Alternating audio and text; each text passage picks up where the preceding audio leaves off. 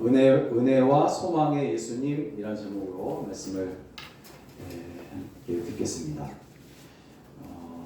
예수님께서 우리에게 상한 갈대를 꺾지 아니하고 꺼져가는 심지를 끄지 아니하시기를 심판하여 이길 때까지 하겠다라고 주님께서 말씀을 하십니다.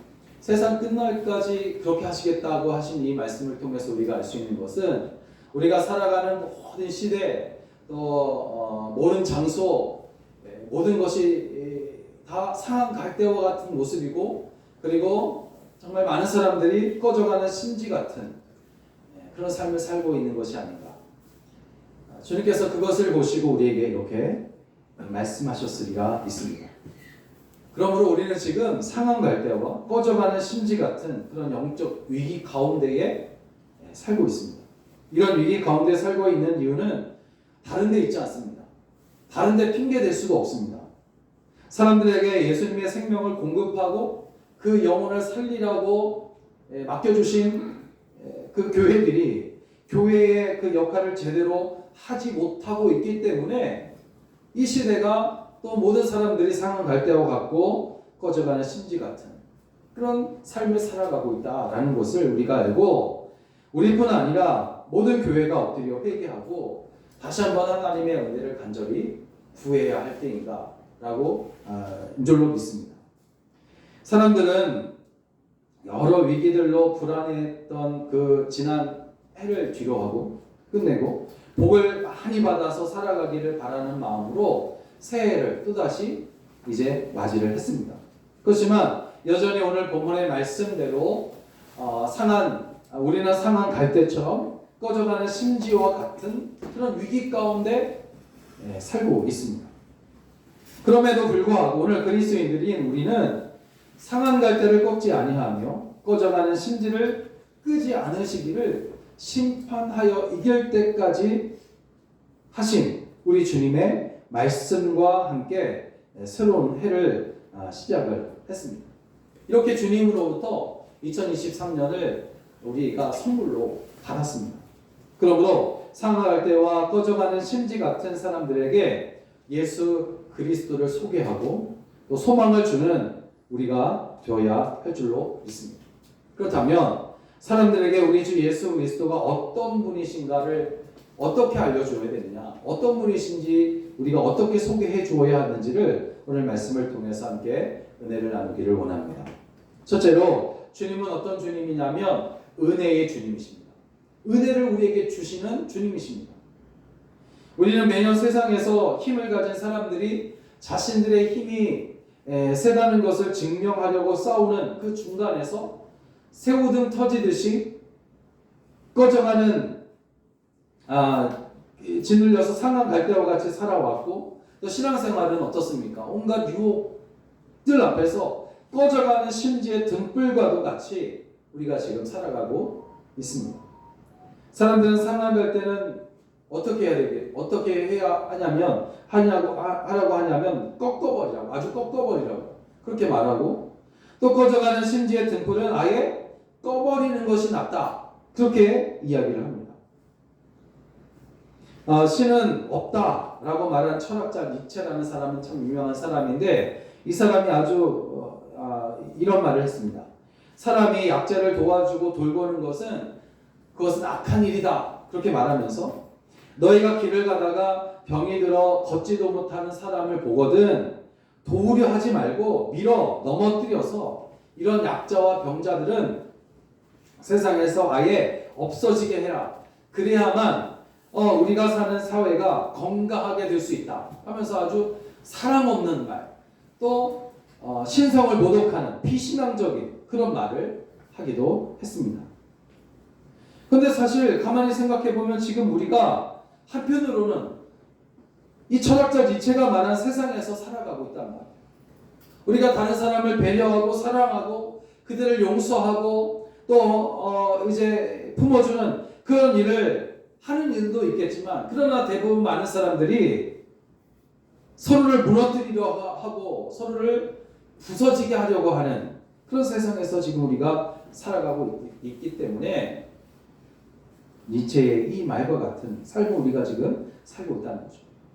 그렇지만 오늘 우리 하나님은 어떻습니까? 상한 갈대를 꺾지 않으신다고 말씀하셨어요. 꺼져가는 심지의 등불도 끄지 않으신다고 말씀합니다. 상한 갈대도 꺼져가는 등불도 아직 꺾이지 않은 생명이고 꺼지지 않은 등불이기 때문입니다.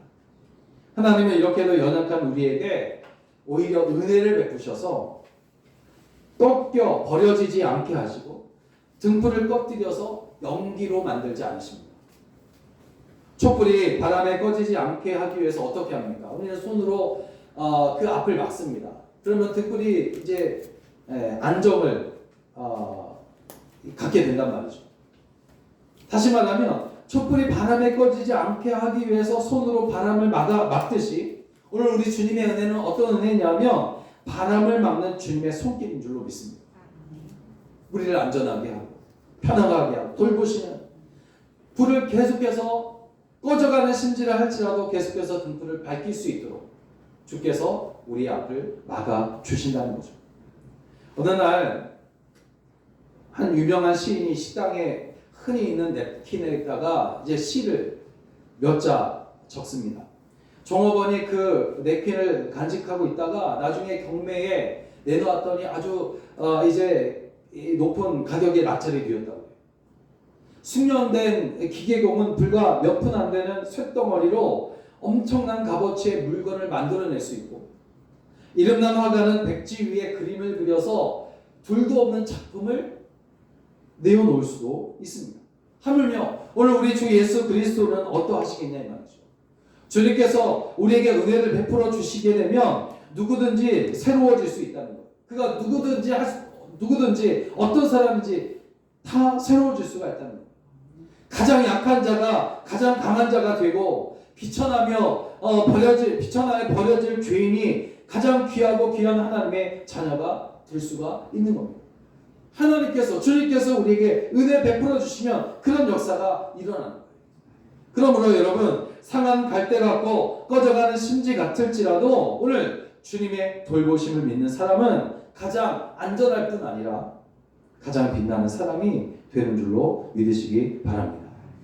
디모데후서 2장 1절을 보면 사도 바울이 사랑하는 영적 아들 디모데에게 이렇게 말합니다. 내 아들아, 내가 그리스도 예수 안에 있는 은혜 속에서 강하니라. 이렇게 말씀하세요. 여러분 우리가 강할 수 있는 이유, 우리가 비천하고 연약하고 부족하고 그래서 날마다 쓰러질 수밖에 없는 그런 부족한 그런 모습일지라도 하나님께서 그런 우리에게 은혜를 베푸시기만 하면 그 은혜 속에서 우리는 그 누구보다도 강한 존재가 되는 줄로 믿습니다. 주님이 누구십니까? 보잘것없고 쓸모없는 우리를 은혜로 말미암아 값지게 하시고 아름답게 쓸모있게 만드시는 분이 바로 우리 주님이시란 말이에요. 이런 주님이신데도 여러분 사람들은 왜 믿지 않는가? 이런 주님이신데도 이렇게 좋은 주님이시고 우리를 강하게 하시고 우리에게 은혜 베푸셔서 귀하게 사용하시는 주님이신데도 왜 사람들은 믿지 아니하고 거부하며 주저하고 있습니다. 왜 그럴까? 그렇게 생각을 해봤습니다. 사람들을 만나 교회를 소개하고 또 예수님의 이야기를 하다 보면 가장 많이 듣는 이야기 중에 하나가 뭐냐면 내가 죄를 많이 지어서 그렇습니다. 내가 죄가 많아가지고 마음이 불편하기 때문에 그 불편한 마음이 조금 가라앉으면 그때 교회 한번 나가볼 생각을 해보겠습니다. 그렇게 이제 이야기를 하는 거예요. 그런데 여러분 이렇게 말하는 사람의 생각을 살펴보니까 죄인이고 악한 인간의 실체를 들킬 것 같아서 믿지 않으려 한다는 것임을 깨달았어요. 다시 말하면 죄를 많이 지었기 때문에 내가 죄가 많기 때문에 교회에 나아가지 못하는 것이 아니라 자신의 죄를 들킬 것 같아서 믿지 못하고 교회에 나오지 못한다라는 것입니다. 그래서 그리스도인들이 오늘 그들에게 주님을 제대로 소개해 주어야 할 사명이 있단 말이에요. 다시 말하면 주님은 의인을 부르려 온 것이 아니라 죄인을 불러 구원하시고 은혜로 함께 하시면서 생과 지혜를 주시는 분이라는 사실을 우리가 그들에게 알려주어야 한다는 것입니다. 오늘 우리 자신을 포함해서 많은 사람이 세상 무거운 짐에 짓눌려서 정말 상한 갈대처럼 상처받고 쓰러져 있는 것을 보게 됩니다. 꺼져가는 심지처럼 심신이 연약해져 있는 사람도 있어요. 은혜의 주님께서 무거운 짐을 대신 짊어주시고 권능의 손으로 우리를 보호하시고 돌보신다고 말씀하셨으니, 여러분, 이러하신 주님을 우리뿐 아니라 많은 사람들에게 소개하고 또 알려주는 그런 여러분 되시기를 주의 이름으로 부탁을 드립니다. 그러므로 새해에는 더욱 집중해서 이러하신 은혜의 주님을 우리가 바라보아야 할 것입니다. 꺼져가는 등불일지라도 결코 꺼지지 않을 것이고, 상한 갈대라도 꺾여 버려지지 않을 것입니다. 오늘 그렇게 하시는 은혜의 주님이 우리와 함께 하심을 우리가 믿고 사람들에게도 이러하신 은혜의 주님을 알려주고 소개하는 그런 삶을 여러분 살아가게 되시기를 주의 이름으로 간절히 부탁을 드립니다. 두 번째로 우리 주님은 어떤 분이시냐면 소망의 주님이시라는 것이죠. 소망을 주시는 주님. 상한 갈대를 꺾지 않으시고 꺼져가는 심지의 등불을 끄지 않으시기를 심판하여 이길 때까지 하겠다 하시는 이 말씀은 분명히 우리에게 소망을 주는 말씀이 분명합니다. 소망을 주는 말씀이에요. 꺼져가는 상한 갈대를 꺾지 않으신다. 꺼져가는 그 등불을 끄지 않는다. 소망이란 말이에요. 이 말씀 자체가 소망이에요. 갈대가 상하고 심지에 불이 꺼져가는 그런 이티한 상황이라도 하나님은 우리를 버리지 않으시고 살리시며 이것을 심판하여 이길 때까지 하신다. 이것은 바로 끝까지 하시겠다. 그런 말씀이거든요. 그러므로 우리는 어떠한 경우에라도 소망을 빼앗으려는 자에게 소망을 빼앗기지 않아야 할 것입니다. 소망을 잃어버린 삶은 무덤과 같으며 반대로 소망을 소유하고 있는 사람은 아침에 떠오르는 태양 앞에 서 있는 것과 같은 그런 사람이다 라고 말을 합니다. 여러분, 병든 환자이지만 어떻습니까? 약도 있고 가서 치료받을 수 있는 병원도 있고 의사도 있기 때문에 고침받을 수 있다는 소망을 가지고 있을 수가 있어요. 또 농부가 가뭄으로 농작물이 시들어가고 있는 것을 보면서도 소망을 가지고 수 있는 이유는 뭐냐면 결국 비가 내려 마른 땅을 다시 적셔줄 것이라는 소망이 있기 때문에, 그런 것처럼 우리가 소망을 잃지 않고 기다릴 수 있는 이유는 이러한 믿음의 원리를 알기 때문입니다. 예수님은 네 믿음대로 되어라, 내 믿음이 너를 구원했다 라고 말씀하세요. 결국 믿는 자가 나음을 얻어 건강하게 되었고 믿음으로 구원을 받아 죄에서 자유하게 될 수가 있었습니다. 오늘 우리가 그리스도 예수 안에서 그분의 도우심을 믿고 은혜 베푸시며 구하는 것을 주실 것을 믿는 한 언제나 우리에게는 소망이 있다는 거죠. 왜냐하면 그리스도는 소망의 주님이시기 때문입니다. 소망 안에 살고 있는 성도는 될 수 있다, 고치신다, 그리고 버림받지 않는다, 사랑하신다, 함께 하신다와 같은 그 말들이 입에 습관이 되어서 나오는 사람들인 줄로 믿습니다. 소망을 가진 것 때문에 교회가 소망이 있고 나라가 소망이 있는 것이에요. 그러나 소망 없는 삶은 아무리 화려하고 굉장한 것 같아도 물거품과 같은 것입니다. 어느 날 미국의 유명한 배우, 지금은 죽었지만 마릴린 먼로라는 그 유명한 그 여자 배우가 있지 않습니까? 이 여자가 그녀가 레스토랑에서 막 이 음식 저 음식을 막 손으로 집어 먹으면서 화제가 된 적이 있어요. 그때 정신과 의사가 이 마릴린 먼로의 이러한 행동은 불안증에서 온 과식증이다 그렇게 이제 진단을 했고, 이뿐만 아니라 그녀는 스스로 손가발에 스스로 상처를 내가지고 자해를 해서 붕대를 감고 다니는 일이 많았다고 해요. 그래서 이 사람들은 마릴린 먼로가 자기를 학대하는 것이다 그렇게 이제 이야기를 했습니다. 그런데 어떤 목사님은 이런 말을 했어요. 이 마릴린 먼로의 이러한 모습을 보면서 그녀가 대스타가 되고 큰 부자가 되었지만 인간답게 살고 싶은, 즉 내면의 부족함을 뼈저리게 느끼고 있는 한 여인의 소망 없는 몸짓이다 그렇게 이야기했다고 합니다. 소망이 없는 몸짓. 근데 성경을 보니까 이러한 이들도 참 많이 있어요. 삭개오를 보세요.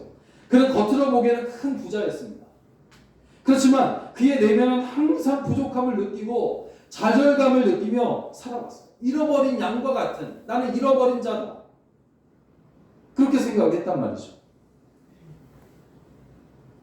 그러나 그때마다 그는 아브라함의 자손이라고 불려지기를 원했어요. 그렇지만 그 소망마저 끊어져 버린 상태였습니다. 그러나 여러분, 성경은 소망의 주님을 바라보고 찾아온 사람들마다 그 소망이 부끄럽지 않게 된 사실들을 우리에게 보여주셨어요. 12해를 혈루증으로 앓던 여인은 주님의 겉옷 자락만 내가 만지면 구원을 받겠다, 자신의 병이 나을 줄 믿는 그런 소망 때문에 혈루 근원이 말라버리는 근본적인 치료가 그에게 이루어졌어요. 어떤 백부장은 그의 하인이 병들어 죽게 되었을 때에 예수님께서 자기 집에 들어오시는 것을 내가 감당하지 못하겠사오니 다만 말씀만 하옵소서, 그러면 내 하인이 낫게 싸움나이다 하는 이런 확실한 소망을 가지고 있었어요. 그랬더니 주님께서 이스라엘 중에서 내가 이만한 믿음을 보지 못하였다 하면서 칭찬을 하심으로 그 즉시 그의 종이 나음을 얻었다라고 증거하고 있습니다.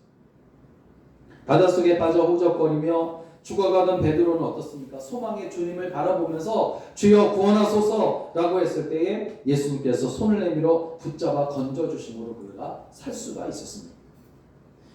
여러분, 호세아 2장 15절을 보면 하나님은 자기 백성에게 마른 뼈들만 가득한 그 아골 골짜기라도 소망의 문을 만들어 주겠다라고 말씀하셨어요. 뼈들만 가득한 그 아골 골짜기라 할지라도, 그 골짜기, 소망이 아예 말라버린 그 골짜기라 할지라도 하나님께서 그것을 소망의 문으로 삼아 주시겠다. 뿐만 아니라 로마서 5장 15절에 성도의 사랑은 부끄럽지 않게 될 것인데 우리에게 주신 성령으로 말미암아 하나님의 사랑이 우리의 마음에 부은 바 되었기 때문이다 라고 말씀하시고 있어요. 여러분, 새로운 이 한 해가 하나님의 은혜가 임할 것이라는 소망으로 가득하게 되시기를 주의 이름으로 축복합니다. 주님의 은혜와 우리의 소망이 만난 곳에 바로 복이 임하게 되었어요. 이런 복이 오늘 교회와 우리 모든 성도들 가운데 임하게 되시기를 주의 이름으로 축원합니다. 또 마지막으로 주님은 어떤 분이시냐면 모든 것을 이루시는 분이시다라는 것을 알 수 있어요. 모든 것을 결국에는 이루신다라는 겁니다. 여러분, 오늘 주님은 우리가 믿고 소망하는 것을 반드시 성취하시고 이루시는 분이신 줄로 믿으시기 바랍니다. 에레미야 33장 2절의 유명한 말씀, 이를 지으신 여호와 그는 그 일을 성취하시는 여호와다라고 말씀하시고 있어요. 민수기 23장 19절에서는 하나님은 인생이 아니시니 시건하지 않으시고 인자가 아니시니 후회가 없으시도다. 어찌 그 말씀하신 바를 행하지 않으시며 하신 말씀을 실행하지 않으시리라 라고 말씀하고 있습니다. 야고보서 1장 17절에 하나님은 회전하는 그림자도 없다 라고 말씀하세요. 완전하신 분이시기 때문에 하신 말씀에 대해 책임을 지실 뿐 아니라 반드시 그것을 성취하시는 분이라고 분명히 말씀하고 있습니다.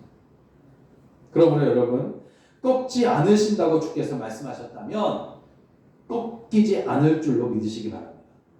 끄지 않으시겠다고 약속하신 것을 믿는다면 성령의 기름을 채워 우리 신앙생활의 심지를 적셔서 강한 바람에도 꺼지지 않고 빛을 발하는 등불로 만들어 주실 것을 믿으시기 바랍니다. 주님은 이렇게 성취하시는 성취자이십니다.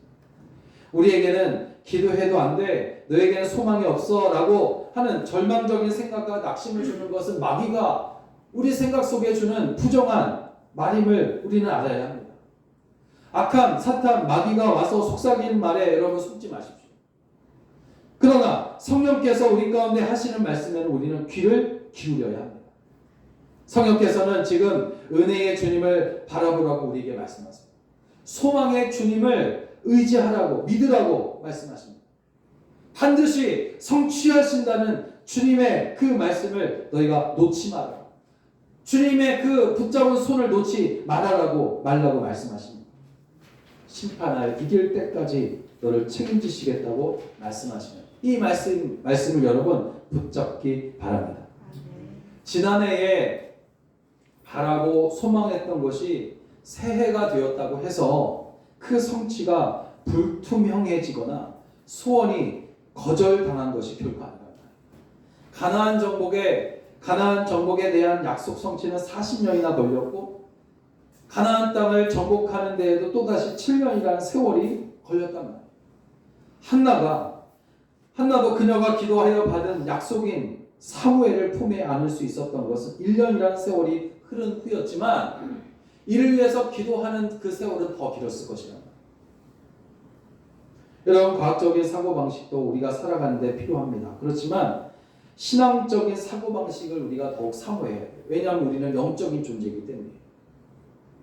우리가 살아가는 삶에 있어서 편리하게 하는 것은 과학적인 사고방식이에요.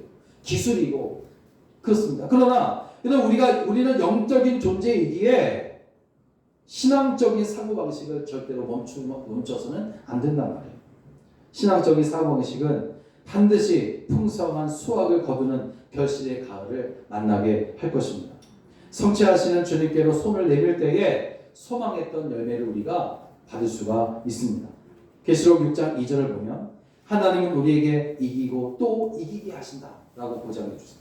여러분, 이러한 이기는 은혜가 소망의 하나님을 바라보고 은혜의 하나님을 바라보고 또 그 모든 것을 성취하신 우리 주님을 바라보게 될 때에 이루어지게 되시기를 주의 이름으로 축원합니다. 사랑하는 여러분, 겸손히 은혜와 소망의 주님을 믿고 의지하십시오. 내가 아니라 주님이 모든 것을 이루실 것입니다. 소망을 갖게 되었다는 것은 모든 걱정거리로부터 자유롭게 되었다라는 것이고 성취하게 됨을 보장받는 것을 말합니다. 이 한 해를 우리에게 선물로 주시고 살게 하시는 은혜의 주님을 소망하며 약속하신 말씀이 우리 가운데 이루어지는 것을 보고 이루어진 그것을 보면서 주께 모든 영광을 올려드리는 여러분 다 되시기를 주의 이름으로 간절히 축원합니다. 기도하겠습니다.